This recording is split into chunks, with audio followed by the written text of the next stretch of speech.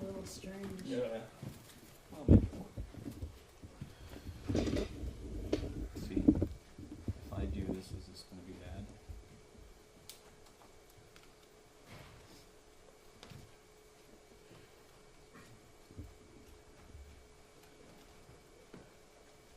Between your light and that's wonderful. Oh, you know what? Can you do me a huge favor, real quick? Sorry, guys. Can you hold this up for me real quick? We'll do a nice white balance. Make sure you don't look blue. Maybe we are blue. You never know. Not me. Okay. You guys good? Yes. Good. Okay. And all right. I guess we're ready when you are. Yes. My name is Juanita Gowdy. I am the president of council. Hearing about the police officers today being indicted is hysterical. I am very, very shocked. The behavior of the police officers is terrible, the way they have did the citizens. Something have to happen for a change. And it start with the mayor.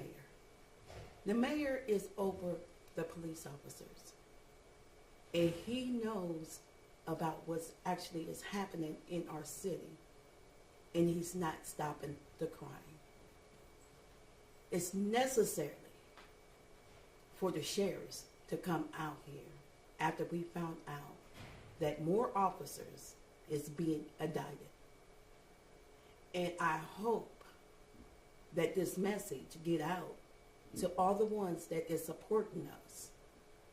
We really do appreciate you. I'm shocked, I'm disappointed, and I'm really upset. This should never happen like this. We are concerned, council people, and I have my colleague here. I have the vice president of council here, Patricia, and Ward 3 council person here, Lateef Shabash. We are here because we know how devastated that the sheriff should be here. And we did reach out to Chris Romain. And we didn't get the respond back as we wanted the respond back. But today after the conference and the report downtown at the at the Cleveland the Department of the Justice Center, we had got good response from each and every one of them, the FBI, the prosecutor officers, and the investigators, the team. So they is looking forward to having the sheriff to come out and support us, because we definitely is going to need the help. Thank you from coming out. I would like to say that since we're up to 20 indictments, that this makes it even more significant than it has been. That's such a huge proportion of a small police force that one can't overlook that. I have been, as Councilor Gowdy mentioned, speaking with Chris Ronayne about this, and he had sent someone out to observe a meeting because we've had problems with disruption of meetings. And unfortunately, the person who came when we were having a committee meeting that was relatively calm. But he has been involved and he has been discussing this with us. And I was very pleased that Mr. O'Malley did say today that there was discussion with the county sheriff and with the state patrol, because we need to have someone reliable. We need to have someone who hasn't been involved in any cover-up here. And it's just important to have a neutral police presence with all the problems that we have had. And as Councilor Gowdy said, the problem here has been supported by the mayor. He's supporting the criminal behavior of the police department. of course, you've also heard that we're having problems that our books in our court department have not been reconciled for 5 years. This is not the only corruption that's happening in East Cleveland. The corruption is very widespread and needs to be thoroughly investigated. I was also pleased that they mentioned the phone number to be called, which I don't have in my head, but for people who have concerns about the corruption in East Cleveland, to call in and have that connected to the FBI, who is doing such a wonderful job investigating. Yes, my name is Latif Shaban. I'm the council person in Ward 3. This all starts at the top. You know, we can't blame the police. We blame the people who's in charge of the police. You know, the police feel like, you know, that they got a weak leader. When you have a weak leader, then you have, you know, you don't listen to the top down. You do what you want to do on the streets. These policemen have badges and guns, and they violate people's, like they don't know anything about the Constitution or the Charter of East Cleveland. You know, every day somebody's First Amendment, Third Amendment has been violated. You know, this city's got so many lawsuits because they act like they don't know the Constitution. So that's weak leadership, and this is what we get when we have weak leadership. You know, we get neighborhoods where houses catch on fire, 4 on the block, and there's no arson. You know, we got people who come through the neighborhood shooting up in their air. A couple of days later, we get letters in the mail. You want to sell your property? You know, it's just criminal, man. It's just criminal. And this is why the police is acting this way, because they see it. Monkey see what monkey do. Is that how they say it? Yes. But that's what we have in here. And each agency should do their job. The county and the state should do their job. We being in Congress, so we don't even feel safe in council. We have to adjourn meetings about three in a row, right? Mm-hmm. Because the police is not protecting us. No. You know, at all. So we feel like we in danger. We have to adjourn. City business can't even be taking place. So this is leadership. Thank you. You know how many officers are left that have not faced charges at this point? Because you had mentioned the amount of indictments cuts into a significant portion of the entire force. Do you know the rough number? About 20. About 20? Yeah, we have had different information provided, and that's part of my concern. The police chief has sent us one set of information, and it's slightly different than what we're getting off the Attorney General and OPADA's website. So it's not entirely clear. And there's concern that some of those might be on the roster but not actually doing anything at the moment. They might be old and they might be subject to come in for something. But that's why we had asked for the salary information and what they've been paid so that we know whether they're really current or not. And the police chief has so far refused to provide that information, though he says that he has it.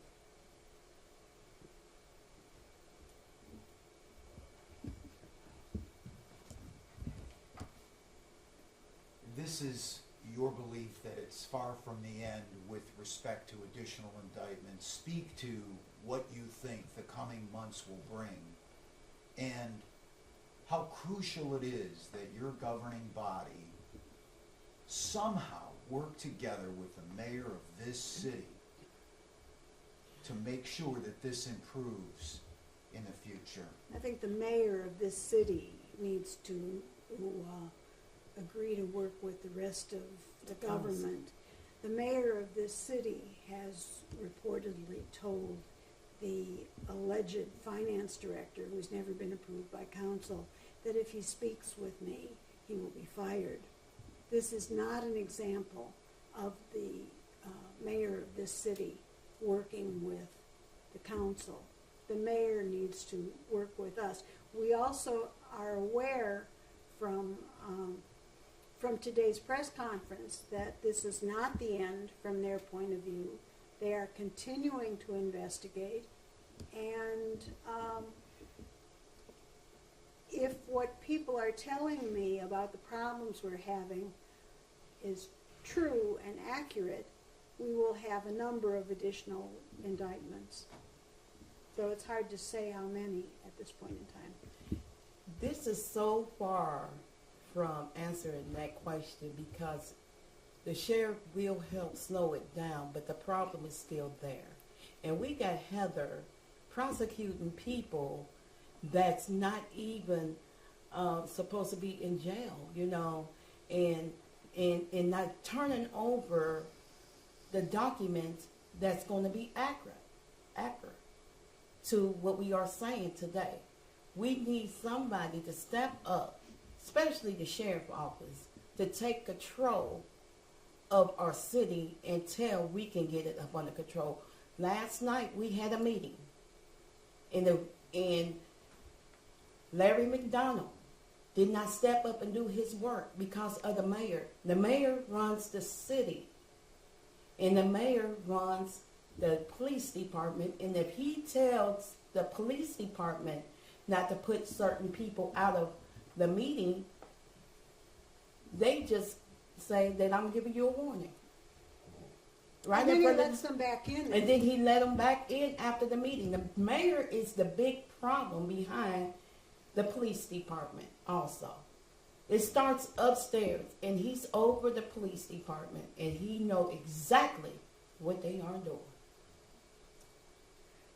What is the concern for public safety with only, you said, about 20 officers? Well, one has to remember that the biggest factor in safety is not the police department.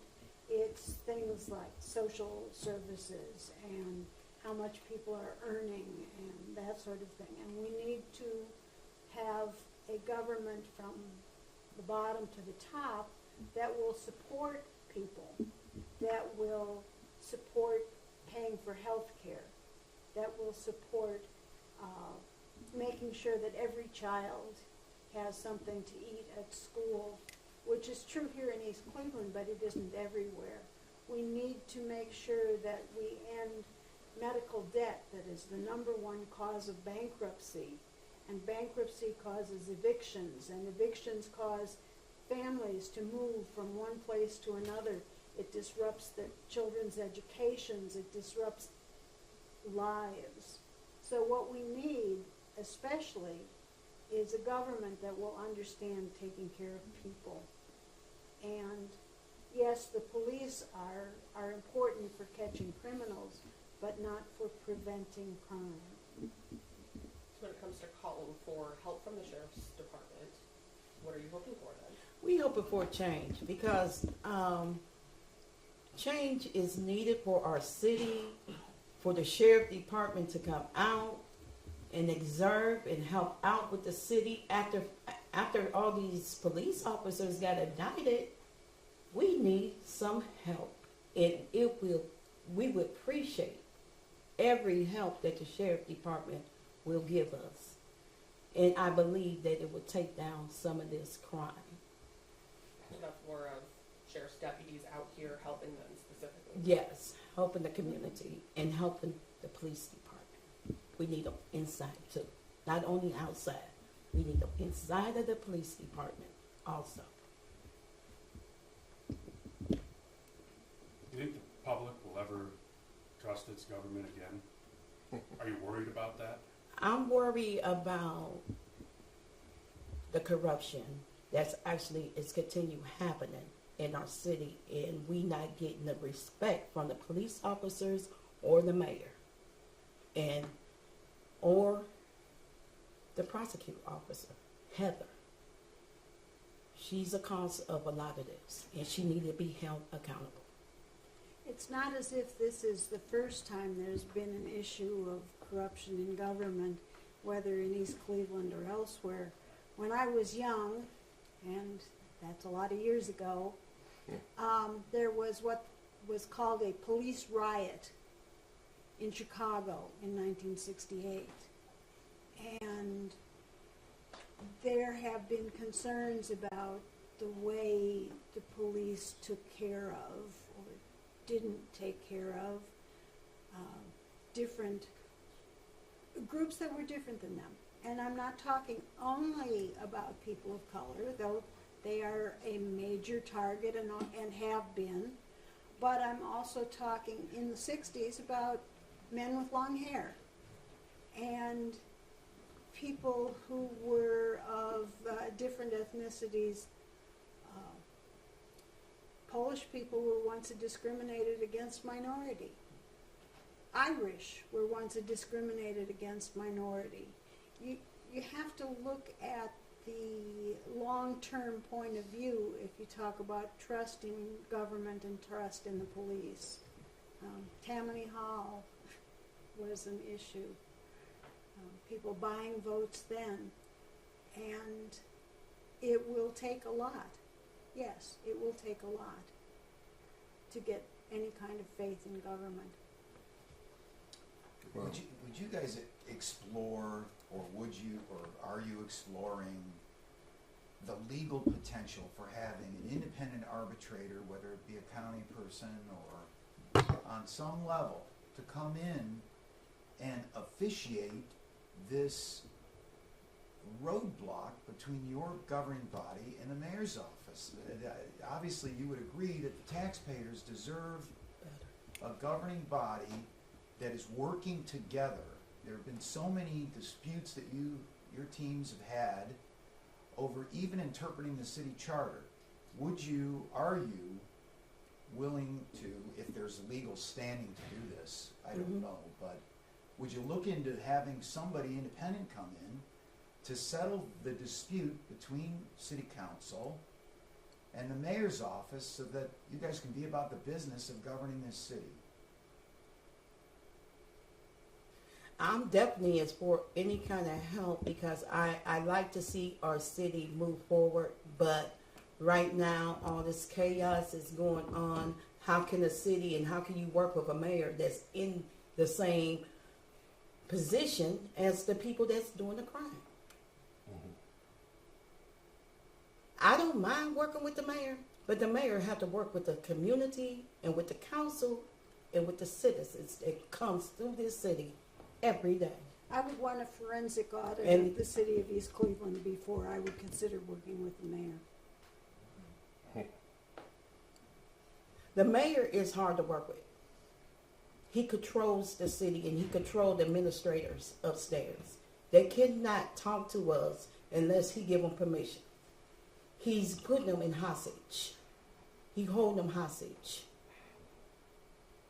He tying their hands up. And that's not fair. A lot of people say that I would do the work for you, but my boss will fire me. And this is where we at. yeah, but I'm an example that the citizens, in our ward, we had a recall. We got the council person out, and we blew the mayor out. So he only won by 18 votes after he gave out 400 people $300 checks. More than that. You know, so that was some unethical things that should have been known. But you know, that's what we're working up against. We only won by recall 18 votes after giving out that much money. So he's a weak mayor. He would never be reelected. And the mayor always giving out money. Every time when the election comes, he give out the money. Like 3 of us has been recalled. I mean, not recalled, but we've been on a petition. But the mayor turns around and giving people $300 again, and for signatures. Every time when he run for something, he give out money. Watch the pattern. He buys his election. Yes. Anything else? Anything else? Any other questions? Any questions? Thank you very much. Thank you. Thank you for coming out. Yes. Did you need spellings for everybody's